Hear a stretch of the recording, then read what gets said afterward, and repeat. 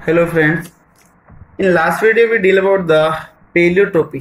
ठीक है, जिसमें हमने पढ़ा था कि multiple effect of a single gene in the pleiotropy, और हमने उसके कुछ एग्जांपल भी देखे थे। अभी आज की वीडियो में हमें देखना है लीथल जीन के बारे में बात करनी है, और एक हमने बोला था कि इंटर एलिलिक इंटरेक्शन, जिसमें अलील अलग अलग होते हैं उसके बावजूद भी इंटरेक्ट करते हैं, तो वो भी यहाँ पर हम डील करेंगे। लेकिन शुरुआत करते हैं हम किससे? सबसे पहले लीथल जीन से स्टार्ट करते हैं। तो first one is the lethal gene. देखिए, जो लीथल वर्ड है वो इंग्लिश का एक वर्ड है, और इंग्लिश में लीथल का मीन होता है घातक या फिर जानलेवा।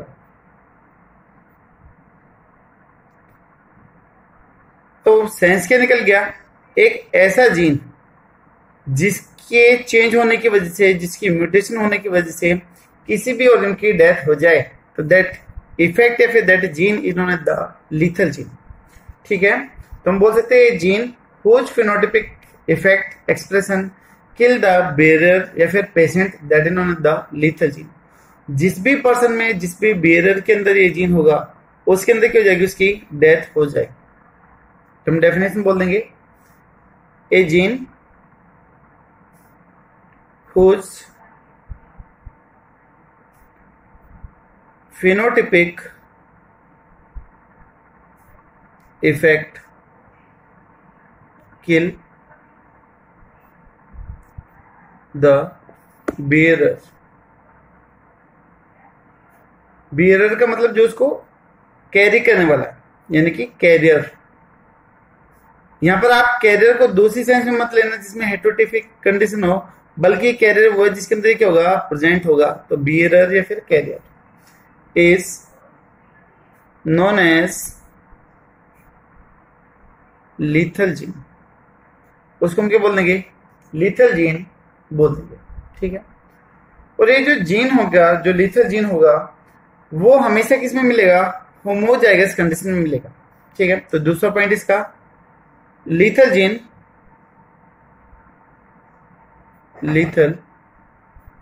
gene work or effective only in कौन सी कंडीशन बोली? That is homozygous condition.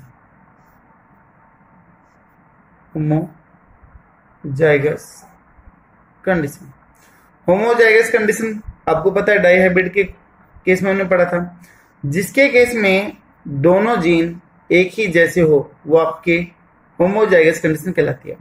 It में बी डोमिनेंट और में बी रिसेसिव। डोमिनेंट या रिसेसिव कुछ भी हो सकता है। ठीक है, उसके बाद में हम बोल दें कि जो डेथ है ऑर्गेनिज्म की, वो अलग अलग फेज पे हो सकती है। फर्टिलाइजेशन से लेके एडवांस स्टेज तक हो सकती है। वो डिपेंड करेगा लिथिलिटी के ऊपर, उसके नेचर के ऊपर डिपेंड करेगा। ठीक है, तो death of an organism vary from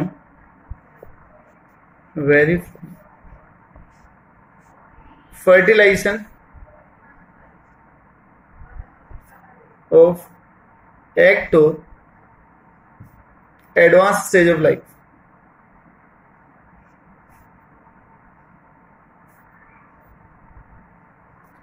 इनकी कुछ केस में जो बच्चा है वो फीटस कंडीशन में, फीटल कंडीशन में ही उसकी डेथ हो जाती है, और इवन कुछ कंडीशन ऐसी है जिसमें उसकी डेथ कई सालों के बाद में, 15-20 साल के बाद में होगी। ठीक है, तो अलग अलग कंडीशन हो सकती है। ठीक है, और इसके अलावा जो लिथिलिटी दैट में भी डोमिनेंट, में भी इनकम्प्लीट डोमिनेंट, और में भी रिसेसिव भी हो सकती है। ठीक है, तो लिथिलिटी में भी या फिर लीथल जीन में बी डोमिनेंट भी हो सकता है, मे बी इनकम्प्लीट डोमिनेंट और रिसेसिव। इनमें से कोई भी कंडीशन क्या कर सकती है? एग्जिस्ट कर सकती है।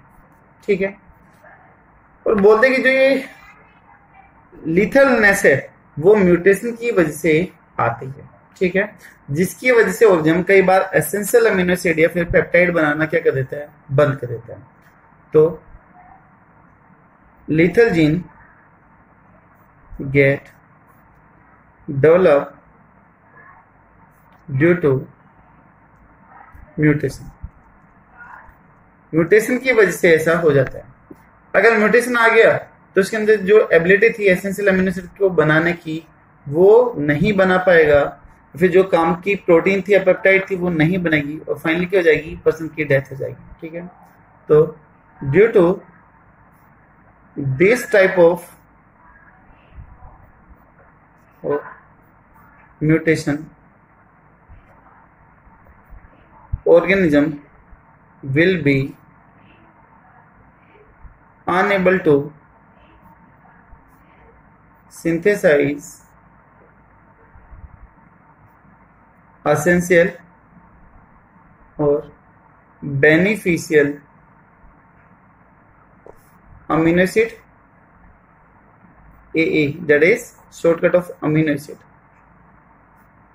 AA, and polypeptide amino acid या फिर पॉलीपेप्टाइड का बनना नहीं होगा और फाइनली क्या हो जाएगी, उसकी डेथ हो जाएगी, ठीक है। ऐसे बहुत सारे लीथल म्यूटेशन है। एग्जांपल जैसे मैं लिख देता हूं, ये एक आपने नाम सुना भी होगा, दैट इज टी-सेक डिजीज। टी-सेक डिजीज हो गया। सिकल सेल एनीमिया हो गया, वो भी इसके एग्जाम्पल आ गया। और भी काफी सारे एग्जाम्पल है, वो हम आगे पढ़ेंगे। लेकिन अभी हम आ जाते हैं इसके इफेक्ट के ऊपर कि कहां कहां पर देखा गया है और इसके कौन कौन से टाइप है, वो यहाँ पर हम देख लेते हैं, ठीक है। तो सबसे पहली कंडीशन है दैट इज एब्सोल्यूट लिथेलिटी। लिथेलिटी की टाइप के बारे में हम बात कर रहे हैं। तो first one type is the absolute lethality. Absolute यानी कि जो काफी ज्यादा इफेक्टिव है। जैसे ही पर्सन की जन्म होगा, यानी कि जैसे वो फर्टिलाइज होगा, फिटस कंडीशन होगा, उसी दौरान क्या हो जाएगी, उसकी डेथ हो जाएगी, ठीक है।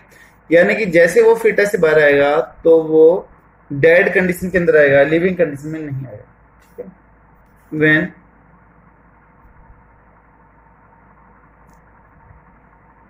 lethal gene is highly effective and organism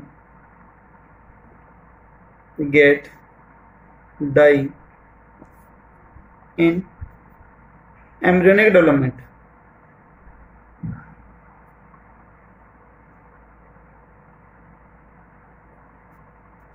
तो एम्ब्रियोनिक डेवलपमेंट के दौरान अगर किसी ऑर्गन की डेथ हो रही है तो वो कहलाएगा आपका एब्सोल्यूट लिथेलिटी कहलाएगा। यानी कि उसका जन्म ही डेथ के साथ में होगा, वो मरा हुआ पैदा होगा, ठीक है। यहां पर हम एग्जांपल देख लेते हैं। Coat colour of the mice, ठीक है, ये इसका काफी फेमस एग्जांपल है जो कई बार कॉम्पिटिशन में पूछा जाता है। तो यहां पर हम इसकी बात कर लेते हैं। तो एग्जांपल आ जाएगा कोट कलर ऑफ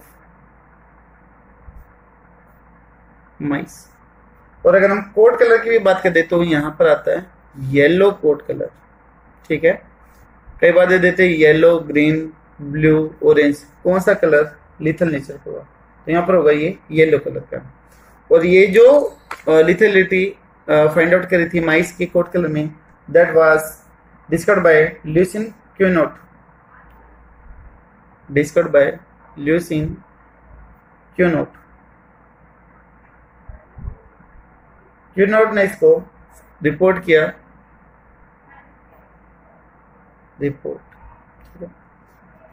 उन्होंने क्या देखा कि जो जीन है वाई, ठीक है, कैपिटल वाई, वो किसके लिए रिस्पॉन्सिबल है, येलोनेस के लिए रिस्पॉन्सिबल है। अब ये दो कंडीशन में मिल सकता है। एक तो ये हेटेरोजाइगस कंडीशन है, तो उसका कोट कलर कैसा आएगा, येलो आएगा, लेकिन वो क्या करेगा, सर्वाइव कर जाएगा। दूसरा ये कि अगर उसका कोट कलर ये है, वाई वाई है, तो यहां पर उसकी क्या हो जाएगी, डेथ हो जाएगी। तो ये कैसे हो गया, लीथल जीन हो गया। ठीक है, माइस गेट डाई, उसकी डेथ हो जाएगी। ठीक है, तीसरी कंडीशन ये है, तो यहां पर तो क्या थे, heterozygous condition capital Y small Y, और यहां पर क्या है, कैपिटल वाई कंडीशन है। तो अगर कैपिटल वाई स्मॉल वाई है तो कैसे आएगा, येलो। अगर दोनों के दोनों कैपिटल वाई है तो यहाँ पर क्या हो जाएगा, लीथल नेचर का होगा, पर्सन की उसकी ऑर्गन की क्या हो जाएगी, डेथ हो जाएगी। ठीक है, डेथ हो जाएगी। इसके बाद में एक तीसरी कंडीशन आती है, that is small Y condition यहाँ पर आती है। इस कंडीशन में होगा क्या कि जो पिगमेंट बनाने वाले जीन है वो है ही नहीं, तो यहां पर उसका कोट कलर कैसे आएगा, व्हाइट आएगा। तो नो पिगमेंटेशन। ठीक है, कोई भी पिगमेंटेशन नहीं, तो उसका कलर कैसे होगा, that is white coat colour होगा।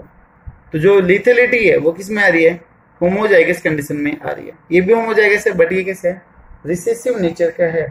तो यहां पर जो वाई जीन है that is responsible for the yellow and the death. ठीक है, तो हम यहां पर बोल सकते हैं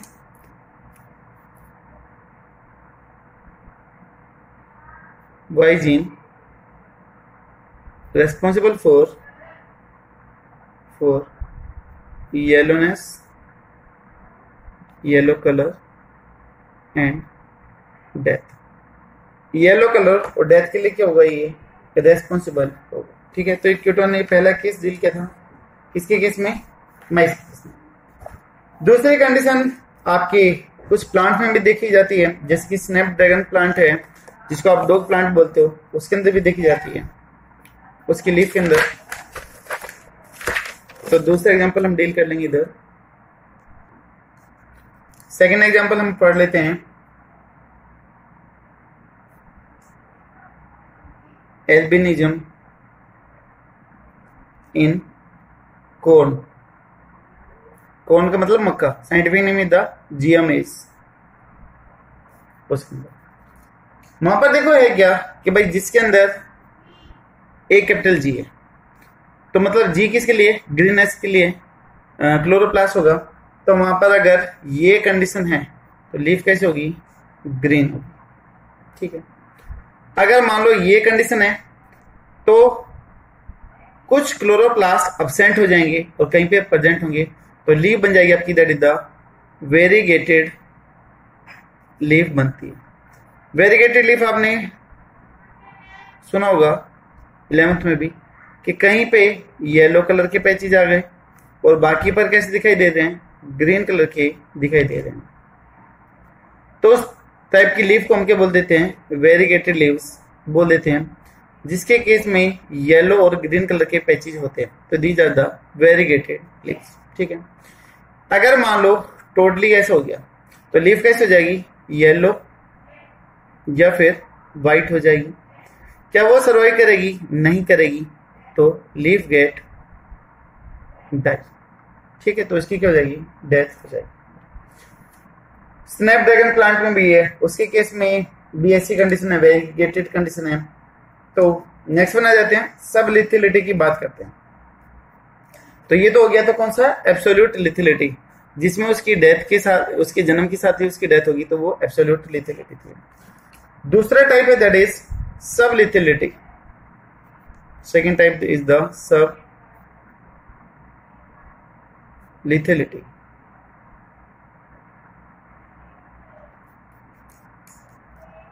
यानी कि तब ऑर्गन की डेथ हो चाइल्डहुड में, यानी कि सेक्सुअल मैच्योरिटी अटेन करने से पहले उसकी डेथ हो जाए, तो वो कहलाएगी सब लिथिलिटी कहलाएगी। When organism get die before attaining the sexual maturity।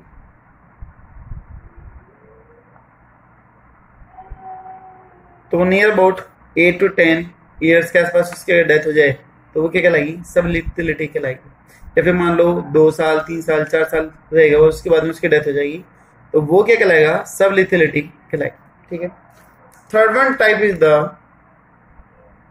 That is delayed lethality. ठीक है। डिलेड का मतलब देरी से।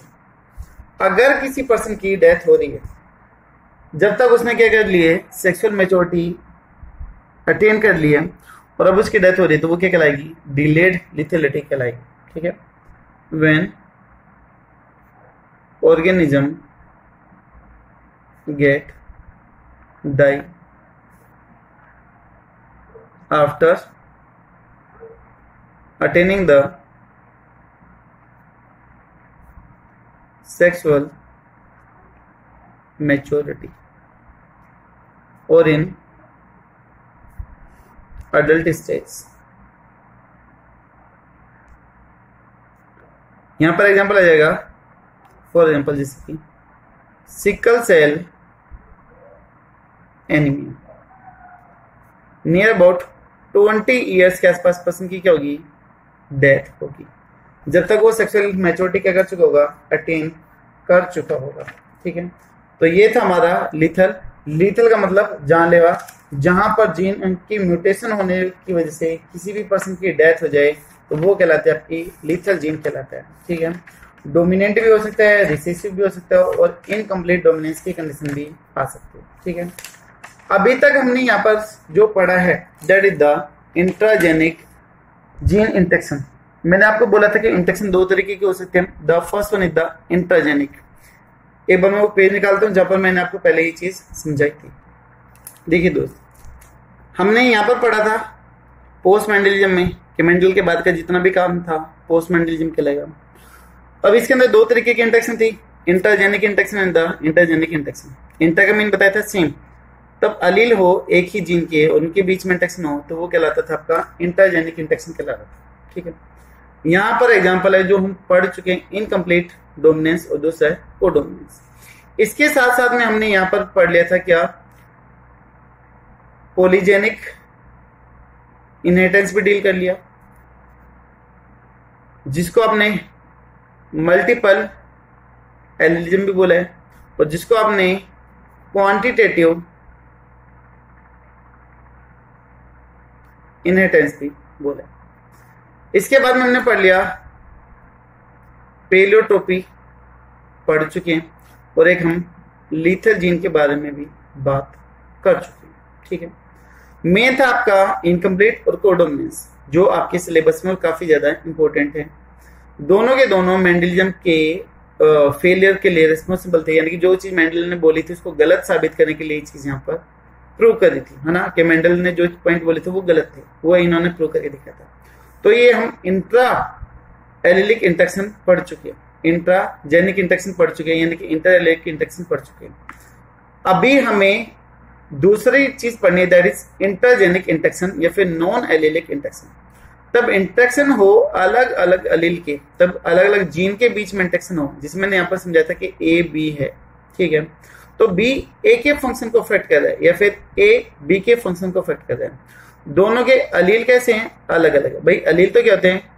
ए के ये हो गए, ये हो गए, या फिर ये अलील हुए, बट यहाँ पर तो बी ए को अफेक्ट करने लग रहा है या फिर ए बी को अफेक्ट कर रहा है। तो ये कैसे हुए? नॉन जेनिक इंटेक्शन या फिर नॉन एलिलिक इंटेक्शन हो गया। एक्चुअली में ये आपके सिलेबस में नहीं है, पहले सिर्फ 2 थे, सप्लीमेंट्री एंड कम्प्लीमेंट्री इंटेक्शन था, बट वो भी अब आपके सिलेबस से हटा दिए गए हैं।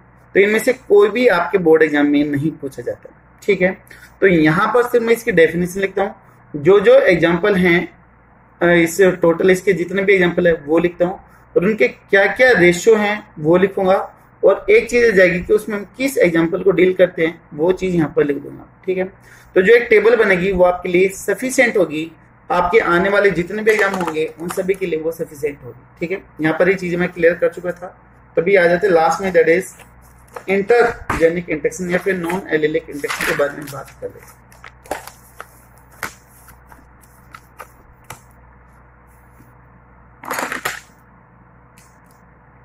यहाँ पर इंटरजेनिक या फिर नॉन एलिलिक इंटरेक्शन के बारे में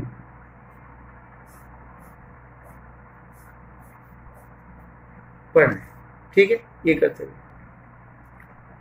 तो इसमें हम बोल दे कि non allylic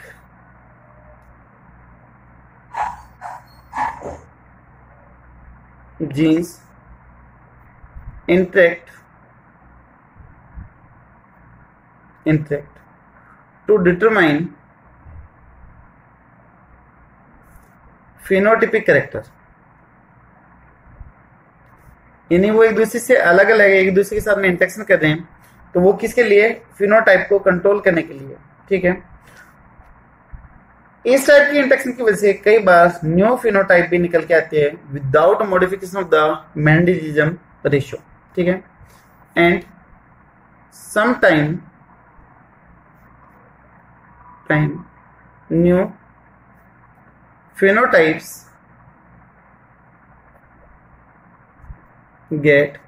appear without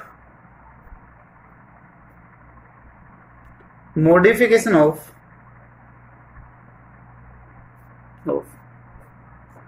typical Mendelian ratio.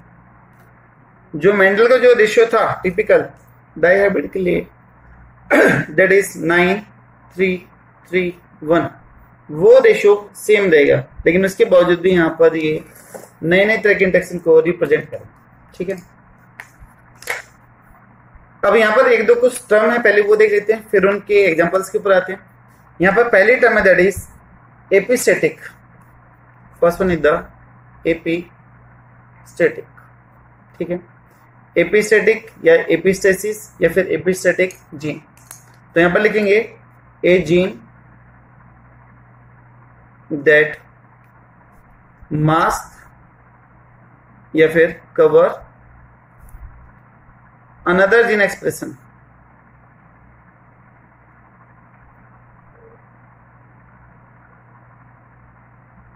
That is known as the epistatic gene. जिससे मान लो दो भाई बहन है, ठीक है, बहन बड़ी और भाई छोटा है, तो छोटे वाले भाई ने मान लो पेंटिंग बनाई, अभी बहन ने उसकी पेंटिंग ली, उसको डांट लगाई, उसको डराया, और वो पेंटिंग ले जाके अपने गार्जियंस को दिखाई, बोले कि ये पेंटिंग मैंने बनाई है, ठीक है। अभी उसके पेरेंट्स ने खुश होकर उसको 10 रुपए दिए या कोई भी प्राइज दिया, ठीक है। अभी यहाँ पर एपिस्टेटिक नेचर का कौन हुआ, दैट इज द सिस्टर, जो बड़ी है, जिसने छोटे भाई के फीचर को, उसकी क्वालिटी को क्या कर दिया, सप्रेस कर दिया। तो जो ज्यादा पावरफुल है, जो दबा रहा है किसी भी चीज को, वो कहलाएगा एपिस्टेटिक जीन कहलाएगा, ठीक है। तो जैसे सिस्टर ने छोटे वाले भाई के एक्सप्रेशन को दबा दिया था, उसकी क्वालिटी को दबा दिया था, तो वो कहलाया आपका एपिस्टेटिक नेचर कहलाएगा, ठीक है। दूसरा है आपका हाइपोस्टेटिक।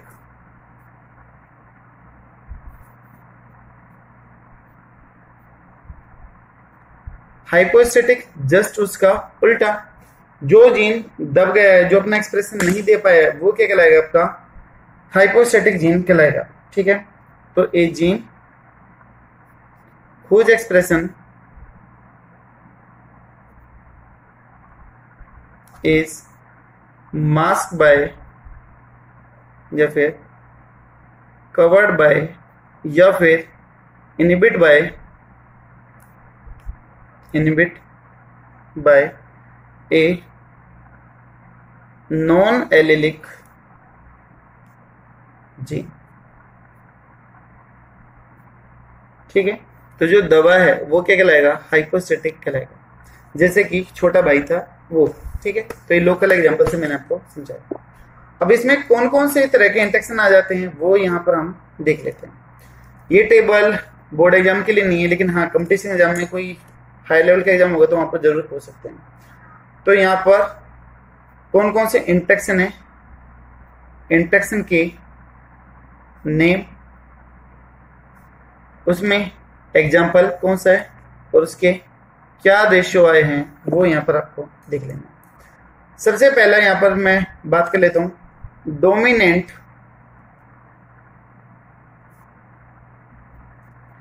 एपिस्टेसिस।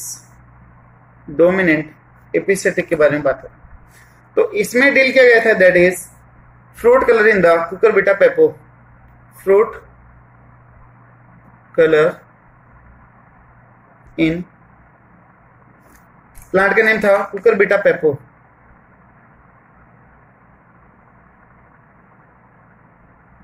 ठीक है, व्हाइट और ग्रीन था, क्रॉस करवाया तो हाइब्रिड व्हाइट आ रहा था, तब क्रॉस करवाया था तो वहां पर व्हाइट भी आए थे, येलो भी आए थे और ग्रीन भी आया था। ठीक है, तो मैं सिर्फ रेशियो लिख देता हूं कि यहाँ पर रेशियो क्या था। रेशियो था 12:3:1 रेशियो। ठीक है, ये आया था इधर। तो यहाँ पर आपका जो 12 थे वो क्या थे, यहाँ पर व्हाइट, 3 क्या थे, येलो और ये कैसा था, ग्रीन। तो ये व्हाइट, येलो और ये क्या था, ग्रीन। पहला हो गया। इसी तरीके से हम दूसरा नाम यहां पर देखते हैं। जो दूसरा नेम है वो आ जाएगा आपका डुप्लीकेट जीन का।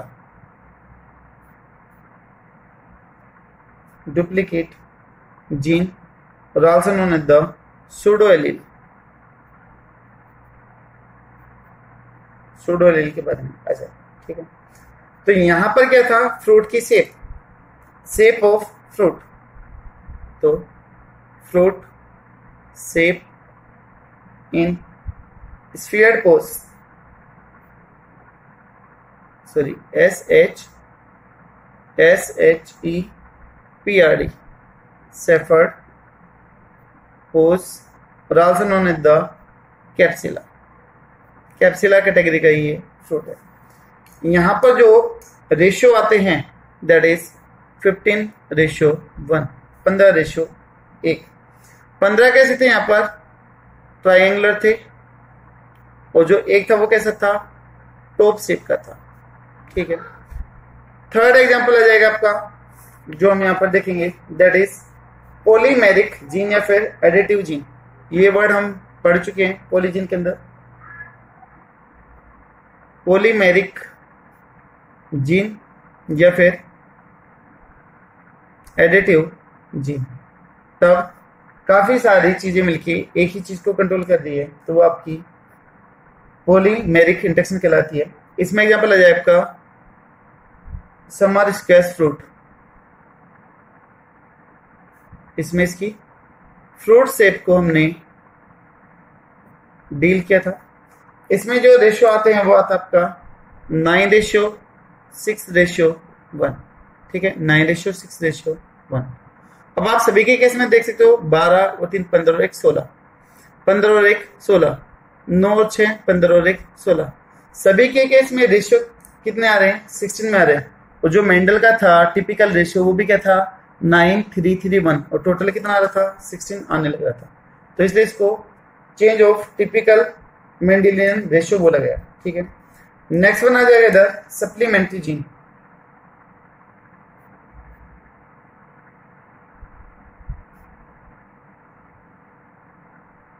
सप्लीमेंट्री जीन, इसमें डील किया था seed coat colour in the लवलव plant.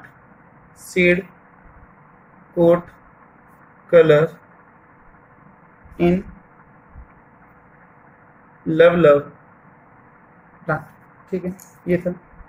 इसमें जो रेशियो आया था दैट वाज द 9:3:4। कहीं कहीं पे जो इसका एग्जैक्ट रेशियो वो दे रखा दैट इज 9:3:1। ये रेशियो आपको मिलेगा और यही सही है।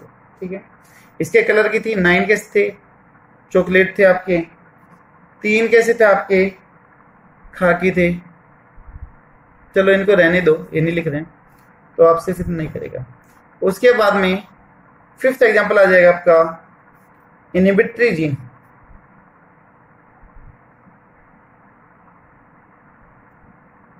इनहिबिटरी जीन के अंदर जो एग्जांपल लिया गया था वो लिया गया था anthocyanin pigment in rice. Rice plant में पिगमेंट के बारे में बात करी गई थी। तो यहां पर रेशियो आएगा आपका 13:3। मैं जल्दी इसलिए बता रहा हूं क्योंकि ये सिलेबस में नहीं है, लेकिन फिर भी आपको थोड़ा बहुत आइडिया मिल जाएगा कि किसके अंदर क्या रेशियो था और किसको डील किया गया था। अलग से हम कोई 1 या 2 वीडियो बना के इनको डील कर देंगे। ठीक है, उसके बाद में next one that is the collaborative gene.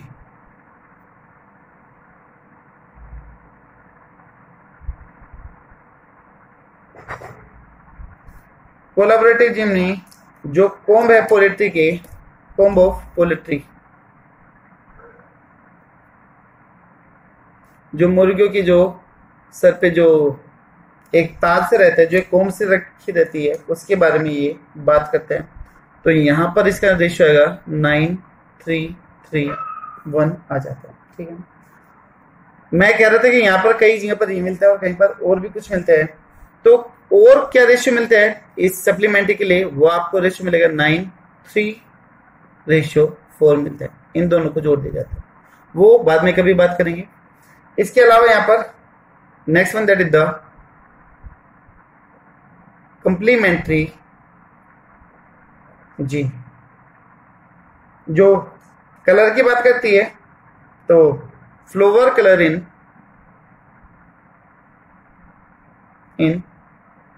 Sweet pea, sweet pea का साइंटिफिक नेम इज द लेथाइरस ओडोरेटस। यहाँ पर जो रेशियो आएगा दैट इज 9:7। 9 पर्पल और 7 कैसे आ जाएंगे, कलरलेस आ जाएंगे। ठीक है, तो लगभग ये थे आपके इंटरजेनिक इंटरेक्शन के एग्जाम्पल और उनके रेशियो और उनके एग्जाम्पल के किसमें हम क्या क्या करते हैं। ठीक है, मेन इस वीडियो में था आपका लेथिलिटी और इसके एग्जाम्पल। ठीक है, आई होप शायद आपको क्लियर होगा। Thank you so much.